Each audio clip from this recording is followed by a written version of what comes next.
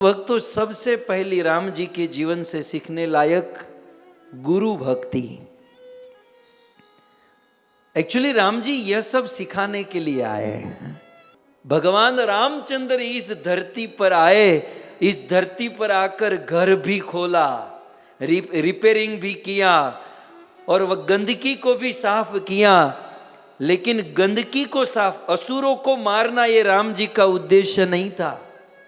वो घर खोलना, रिपेयरिंग करना, साफ सफाई करना, ये राम जी का उद्देश्य नहीं था। राम जी का इस धरती पर आने का एकमात्र उद्देश्य मर्त्यवस्तार तु ही मर्त्य शिक्षणम रक्षावधा एव न केवलम विभो। श्री हनुमान जी महाराज भागवत जी के प्रथम स्कंद में कहते हैं किम पुरुष वर्णन में कि मरण धर्मा मनुष्य को अपने आचरण से सीख देने के लिए कि एक आइडल मनुष्य कैसा होता है। क्योंकि आजकल तो क्या सही क्या गलत इसकी परिभाषा ही कोई नहीं जानता। चोर भी चोरी करता है ना तो मंगलाचरण करके करता है, क्योंकि वो भी सोचता है कि मैं बहुत धर्म का काम कर रहा हूं। शिल प्रभुपाद जी कहते थे चोरों में ईमानदारी। 4 चोर ने चोरी की, बैंक लूटी और लूटने के बाद जब धन लेकर आए तो आपस में क्या कहते, देखो भाई ईमानदारी से बांटना, ईमानदारी से धर्म से ये बांटना। तो चोर भी चोरी करने में भी सोचता है कि हम धर्म कर रहे हैं। सो कहने का अर्थ यह है कि एक आइडल मनुष्य क्या होता है, ये राम जी ने अपने आचरण से दिखाया। तो राम जी के जीवन से वैसे तो बहुत सारी चीज सीखने लायक है, लेकिन 9 चीज को यदि सीखना हो तो राम जी के जीवनी से सबसे पहले सीखने लायक गुरु भक्ति। राम जी को अपने गुरु जी में जो आस्था थी, जो श्रद्धा थी,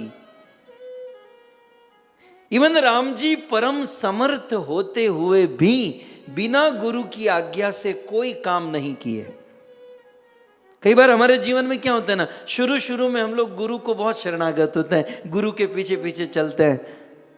लेकिन थोड़ा सा हरि नाम जाप करने को आ गया, थोड़ा भागवत गीता आ गया, थोड़े से समर्थ हो गए, फिर तो हम गुरु के भी गुरु बन जाते हैं।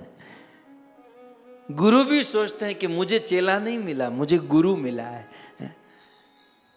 गुरु को भी सलाह देते हैं। लेकिन हम लोग देख सकते हैं, क्या राम जी नहीं जानते थे कि अहल्या का उद्धार मुझे ही करना है? अहल्या मेरे लिए तपस्या कर रही है, मेरी चरण रज अहल्या के ऊपर लगानी है। लेकिन गुरु विश्वामित्र ने जब तक नहीं कहा, राम जी आगे नहीं बढ़े।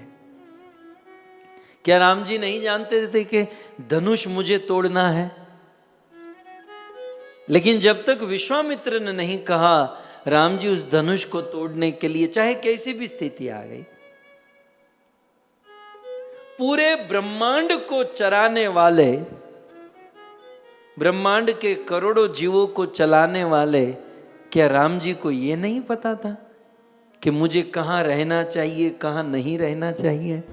लेकिन वाल्मीकि ऋषि के चरणों में प्रार्थना करते हैं, गुरुदेव आप मुझे बताइए मुझे कहां रहना चाहिए। गुरु भक्ति, गुरु निष्ठा राम जी के जीवन में भरपूर देखी गई है। सो एक सफल मनुष्य, एक सफल व्यक्ति में सर्वप्रथम वस्तु होती है गुरु भक्ति, गुरु निष्ठा। हमारी भी गुरु निष्ठा है, लेकिन नाम की गुरु निष्ठा है। गुरु जी जब तक मन से अनुकूल बातें करते हैं तब तक अच्छे लगते हैं। कुछ बात हमारे आत्मा के कल्याण के लिए होती हैं, लेकिन मन से विपरीत होती है तो गुरु को भी छोड़ देते हैं, उनकी उपदेश शिक्षा को भी त्याग देते हैं। लेकिन धन्य है राम जी की गुरु निष्ठा। एक तो दूसरी वस्तु है माता पिता की भक्ति। राम जी स्वयं भगवान है, लेकिन अपने जीवन में वे मातृभक्त पितृभक्त बने रहे। उन्हें पता चला कि पिताजी ने 2 वचन दे रखे हैं और माताजी ने वो 2 वचन, यद्यपि सौतेली माँ थी लेकिन 2 वचन मांगे हैं। तो माता की मांग है और पिता धर्म संकट में है। माता को बोलना नहीं पड़ा, पिता को मांगना नहीं पड़ा। सिचुएशन समझकर जो राम जी 2-5 घंटे के बाद राजा बनने वाले थे, उस अयोध्या के राज सिंहासन को ठुकराकर वन में चले गए। सो माता पिता की भक्ति, राम जी के चरण। मुझे तत्कालीन एक बात याद आती है। राम जी भगवान है, मर्यादा पुरुषोत्तम, लेकिन जब वो अयोध्या छोड़कर गए, जब वो वनवास में चित्रकूट में रहते थे ना, तो झोंपड़ी में वे रहते थे और लक्ष्मण जी बाहर पहरा देते थे। कभी कभी रात को 12 बजे लक्ष्मण जी देखते थे, राम जी जग जाते थे और जगकर क्रंदन करते, राम जी रोने लगते थे। और राम जी के रोने का कारण क्या था?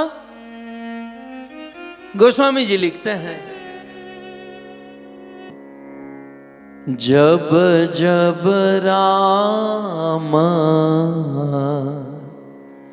अवध सुधी करहीं, अवध सुधी करहीं, तब तब बारी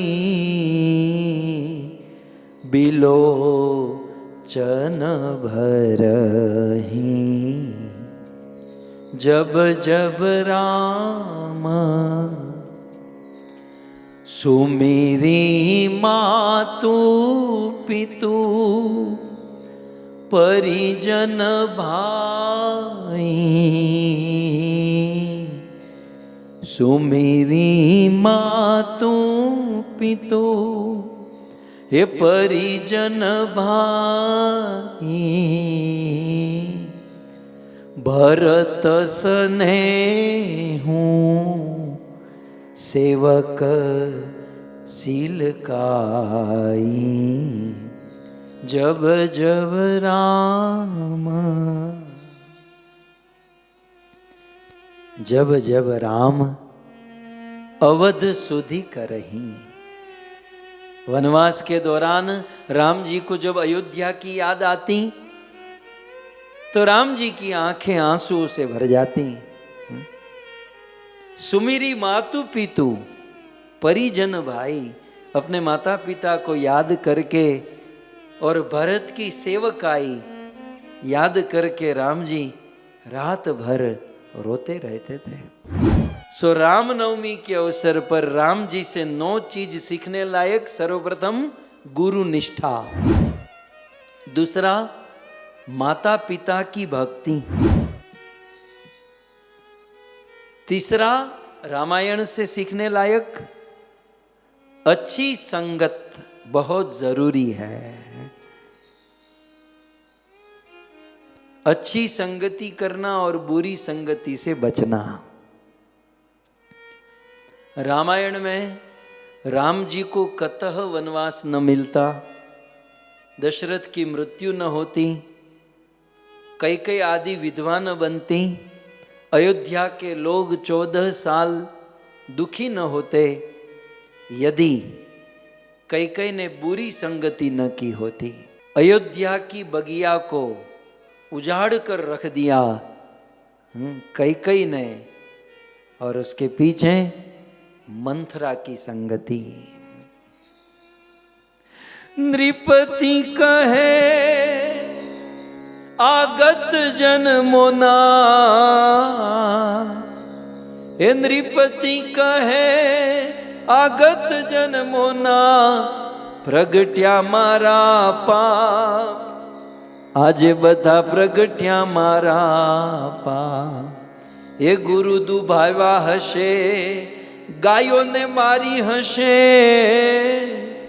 गुरु दुभाव्या हशे, गायों ने मारी हसे, मारा हसे माने बाप, डूंगरडे में डाम लगाड्यो, एणे मारो खेल बगाड्यो।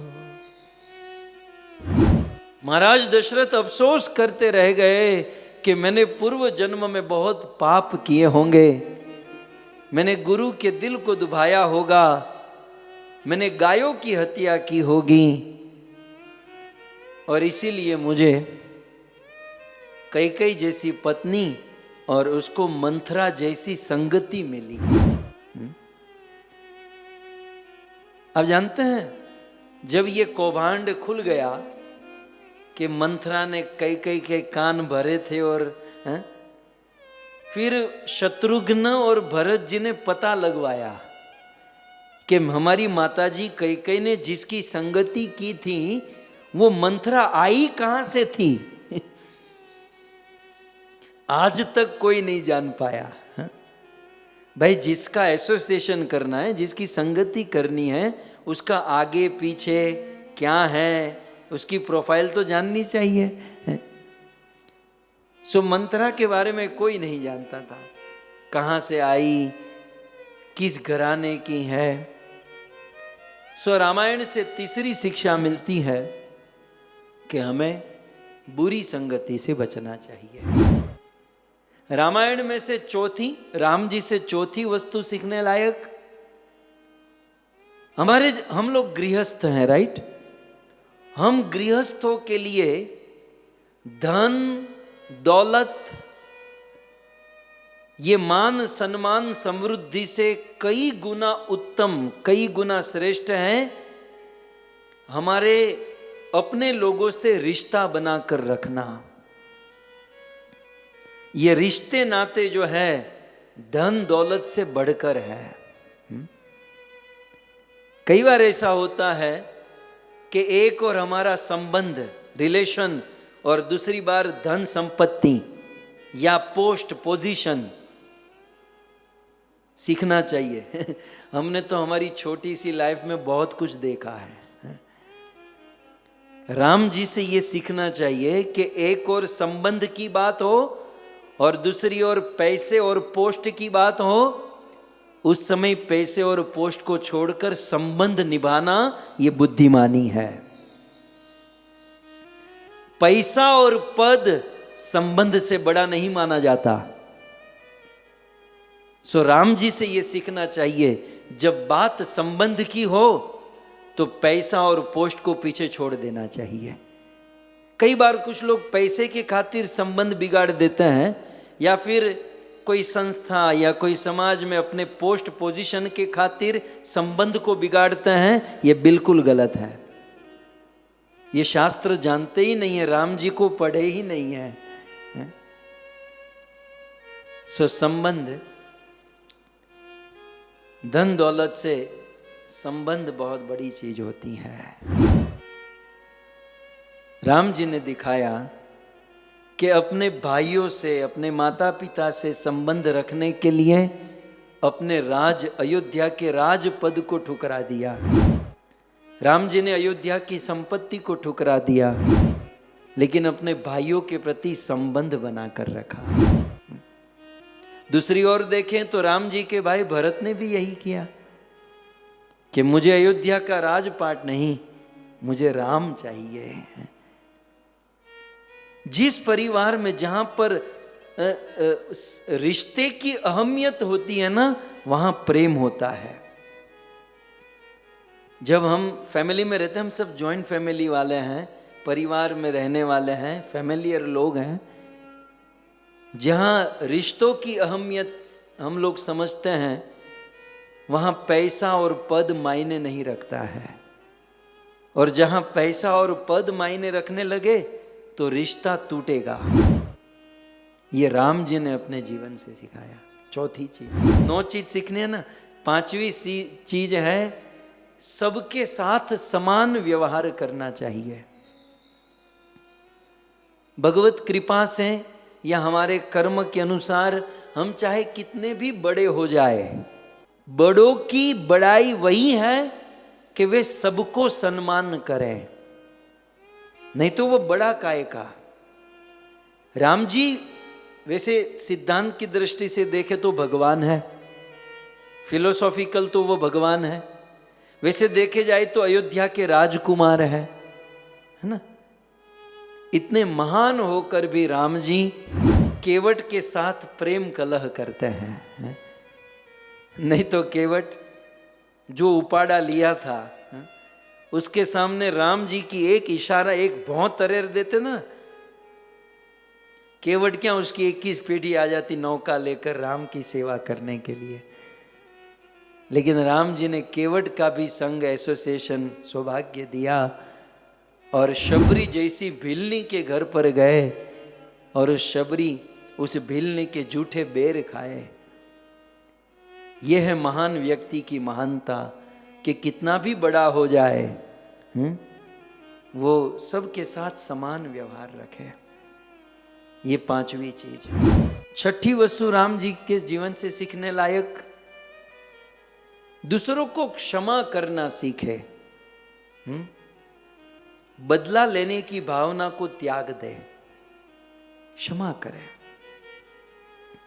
शूर्पणखा जब राम जी के पास आई और कहा कि मैं आपसे शादी करना चाहती हूं, तो बेचारे राम जी ने कहा कि मैं तो एक पत्नी व्रत धर, एक बाण एक वचन एक पत्नी, सो मैं तुमसे विवाह नहीं कर सकता। लक्ष्मण अकेला है, वो चाहे तो शादी कर सकता है।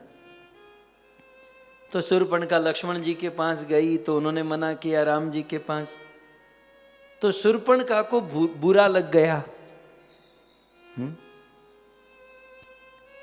क्योंकि वो शूर्पणखा थी और पंखे को इंग्लिश में कहते हैं फैन, और जो फैंस होते हैं ना उसे बुरा बहुत लगता है। ये सब बहुत लिंक है।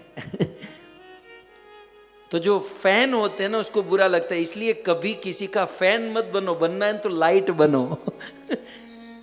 मेरा भी कहां से कहां चला जाता है। शूर्पणखा वो फैन थी, राम जी की फैन। कई बार कुछ लोग हमें भी कहते हैं प्रभु मैं आपका बहुत बड़ा फैन हूं। मैं बोला गया काम से, फैन है ना, फैन बनना ठीक नहीं है, बनना है तो लाइट बनो। आप कहोगे लाइट और फैन में क्या अंतर है? फैन जो है ना, आप फैन जब चल रहा हो, नहीं फैन माने पंखा, पंखे को चलाना हो तो आप स्विच ऑन करोगे धीरे धीरे, ऐसे ऐसे उसको जोर जबरदस्ती चलाना पड़ेगा। धीरे धीरे। फिर रेगुलेटर ऐसे धीरे धीरे आगे बढ़ाना पड़ेगा, उसको इच्छा नहीं है घूमने की। फैन ऐसे ऐसे, और फिर फैन चल रहा हो और उसको बंद करना हो तो वो तुरंत बंद नहीं होगा, धीरे धीरे धीरे बंद होगा। मतलब फैन जो होता है वो चलता नहीं है, उसको चलाना पड़ता है। फैन जो है ना वो बंद होता नहीं है, उसको बंद होना पड़ता है। ये फैन का सिद्धांत है। और लाइट का क्या है? स्विच ऑन करो लाइट हो जाती है, और स्विच ऑन करो इशारे से लाइट बंद हो जाती है। खैर मैं बात कर रहा था कि राम जी की जीवनी से छठी वस्तु हमको सीखनी है, क्षमा करना, बदला नहीं लेना। शूर्पणखा आई थी और राम जी ने मना किया तो उसको बुरा लग गया। अब मैं बदला लूंगी, तो बदला लेने की भावना से वो रावण के पास गई। अब रावण को भी क्षमा कर देना चाहिए था, लेकिन रावण सोचा मैं भी बदला लूंगा, तो सीता का अपहरण कर लिया। फिर राम जी समुद्र पर सेतु बांधे और रावण को मार दिया। जहां बदला लेने की भावना है वहां विनाश और तबाही निश्चित है। इसलिए जीवन में बदला लेने की भावना न रखे, क्षमा करने की भावना रखे। क्षमा बड़न को चाहिए, छोटन को अपराध है। और बनना है तो फैन मत बने, लाइट बने।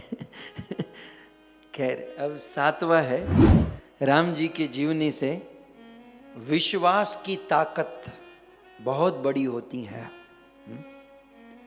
राम जी ने हनुमान जी को नल नील और ये सब वानर रीछ भालू को क्या कहा कि हम लोग समुद्र पर सेतु बनाएंगे। ये समुद्र पर सेतु बनाना आज से 10.5 लाख वर्ष पहले कोई सोच भी सकता है? नहीं, आज भी कोई सोच सकता है कि हमको एक समुद्र पर ब्रिज बनाना है जिसका कोई पिलर नहीं होगा? समुद्र को छोड़ो, रास्ते में रोड पर ब्रिज बनाते हैं तो 15-20 साल निकाल देते हैं, लेकिन 10.5 लाख वर्ष पूर्व समुद्र पर सेतु बनाने की बात आई। राम जी ने कहा मेरा नाम लिखकर पत्थर डालोगे, पत्थर तैरेगा। तो सारे रीछ भालू वानरों को विश्वास था और उस विश्वास के खातिर राम नाम लिखकर डाला गया और वो पत्थर भी तैर गया। से इस प्रकार से विश्वास के साथ हम जीवन में सेवा करें, भक्ति करें, भगवान का नाम लें तो विश्वास से लेना चाहिए। विश्वास। 8वीं वस्तु है अहंकार से मुक्ति। जीवन में कभी भी अहंकार नहीं करना चाहिए। राम जी ने अपने जीवन में कभी अहंकार नहीं किया। सर्व समर्थ प्रभु ईश्वर होते हुए भी अहंकार नहीं। और दूसरी ओर रावण। अच्छा, मैं आपको कहूं, राम और रावण दोनों को आमने सामने रखो और कुछ देर के लिए भूल जाओ कि राम भगवान है। ओके, राम जी में से भगवत्ता निकाल दो और फिर राम और रावण को रखो। दोनों में से ज्ञानी कौन? डंके की चोट पर कहना होगा कि राम जी में से वो ईश्वर तत्व निकाल दोगे ना, भगवत तत्व, तो रावण कोटि गुना ज्ञानी था, पराक्रमी था, समर्थ था, रावण में सब कुछ था। लेकिन रावण मरा तो एकमात्र अपने अहंकार के चलते। रावण में अहंकार था जो राम जी में नहीं था। सो जीवन में जो कितना भी बड़ा आदमी होगा, अहंकार करेगा वो गिरेगा, वो हारेगा। 9वीं शिक्षा, 9वीं जीवन में राम जी से सीखने लायक, बुराई के ऊपर सदैव अच्छाई की जीत होती है। सत्य जो है ना वो परेशान होता है, याद रहे। और कलयुग में तो सत्य परेशानी होता है। ये कलयुग है, यहां तो लहरों से चीर कर आगे बढ़ना है। ये कली युग माने झूठे का युग है। यहां झूठा बोलना हो तो तुरंत खप जाएगा। यहां कुछ गलत करना हो, झूठा करना हो तो तुरंत काम बन जाएगा। लेकिन कुछ सत्य करना हो, सत्य के मार्ग पर चलना हो तो कठिन है, क्योंकि ये सतयुग नहीं है। सतयुग में सत्य की महिमा है, कलयुग में झूठ की महिमा है। इस झूठ के युग में भजन करना ये तो 360 डिग्री मतलब बिल्कुल विरुद्ध दिशा में है। लेकिन हाँ, इस कलयुग में सत्य परेशान होता है लेकिन हारता नहीं है। जीत हमेशा सत्य की होती है। और मैं तो ये कहूंगा कि आप यदि सत्य हो तो जीत की राह मत देखो। मैं सच्चा हूं, मैं जीत जाऊंगा, नहीं। जहां सत्य है वही जीत है। धर्म न दूसर सत्य समाना। सत्य के समान दूसरा कोई धर्म सत्य है मतलब जीत है। फिर जीत की राह क्या देखना? आप सत्य के साथ हो, सत्य के मार्ग पर हो, आप जीते हुए हो। सो बुराई पर सदैव सत्य की विजय होती है। इसलिए हमें सत्य के मार्ग पर चलना चाहिए, धर्म के मार्ग पर चलना चाहिए। राम जी से प्रार्थना करें ताकि हम इस आदर्शों पर जो राम जी देने के लिए आए हैं, इन आदर्शों पर अपना जीवन जी सके।